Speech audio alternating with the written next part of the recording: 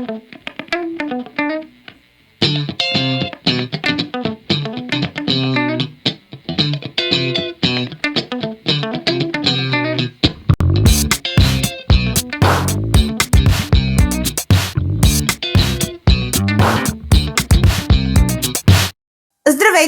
Аз съм Таня, а вие сте в кулинарни уроци с Таня. Добре дошли в новия епизод на стари и забравени български рецепти. Днес ще ви покажа една такава забравена рецепта, когато на времето хората са готвили с природни дарове – сърми с листа от липа. Толкова нежни, вкусни и ароматни. Продукти необходими за тях са листа от липа, зелен лук, също така и пресен чесън, морков, олио,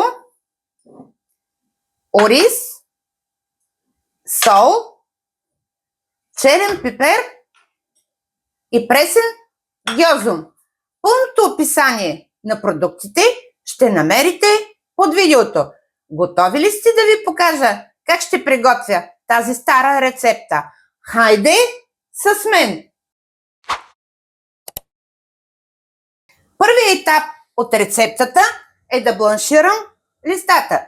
За целта в тенджера съм сложила вода на котлона, ще добавя сол, измила съм листата, подбирайте си свежи и млади листа. Пускам ги във водата.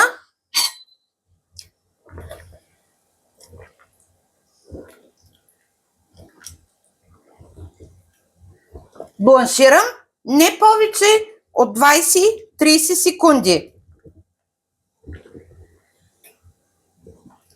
Когато берете листа от липа, гледайте те да не са покрай път, защото стават много прашни. Наберете ги от тихо и спокойно място.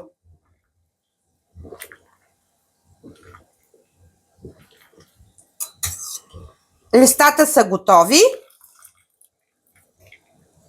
И сега ще ги сложа в студена вода с лед, за да ги шокирам и да спра процеса варене.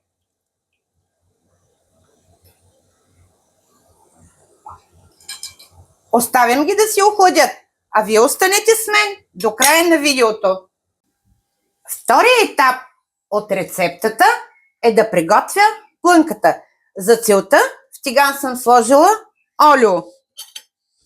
Ще добавя зеления лук и пресния чесън.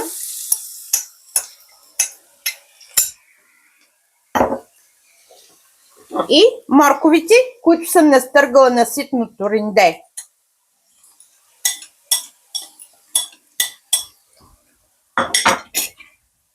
Разбърквам.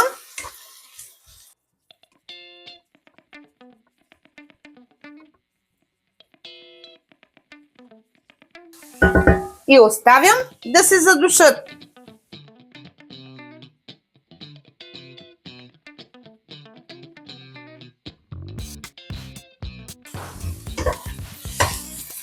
Зеленчуците са готови и сега ще добавя ориза.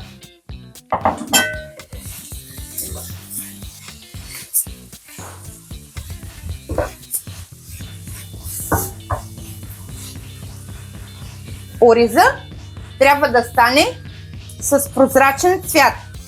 Моята плънка ще е постна, но вие ако харесате, може да добавите към нея гъби. Има вариант с стафиди и орехи. Ако харесвате месо, добавете си кайма. Добавям сол и пресен гьозум.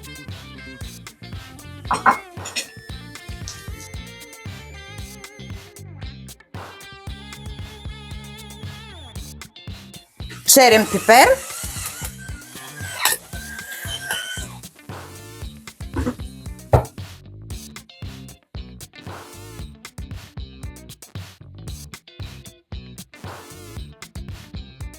Ориза е готов. Сега ще добавя гореща вода. съотношението ориз-вода, винаги когато приготвям плънка, е 1:1, защото ще има и втори топлинен процес.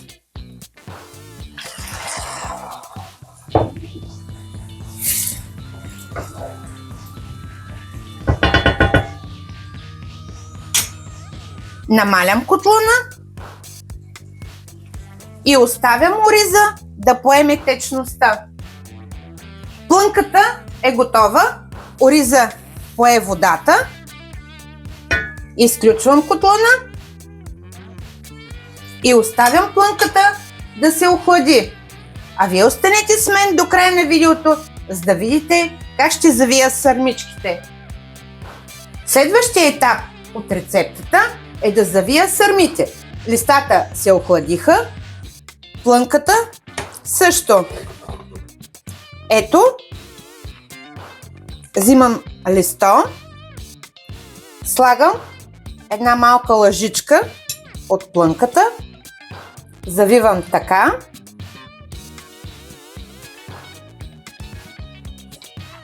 и сърмичката е готова. Нареждам ги в тава.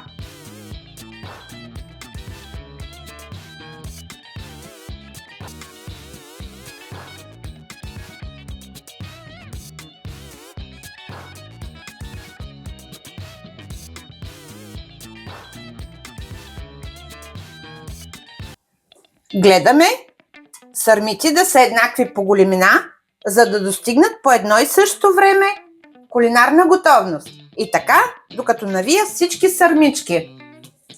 Сърмите са готови и завити.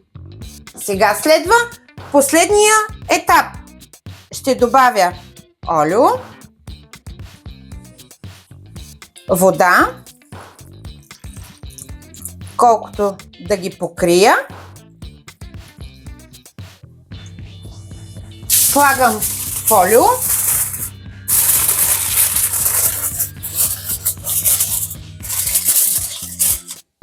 И отиват във фурната на 180 градуса. След около 45 минути сърмите са готови да излезат от фурната. Ето.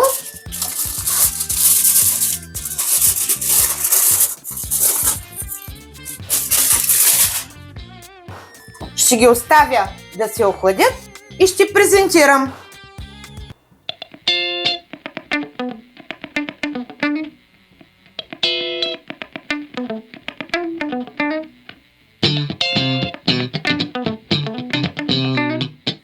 Ето, че днес заедно с вас възродихме една стара и забравена рецепта. Надявам се, моята идея да ви е харесала. Ако е така, не забравяйте да натиснете бутона "Харесва ми", споделете с приятели. Ако не сте абонирани, абонирайте се за моя канал за още стари и забравени рецепти. Благодаря ви, че днес готвихме заедно с вас. Довиждане и до нови срещи!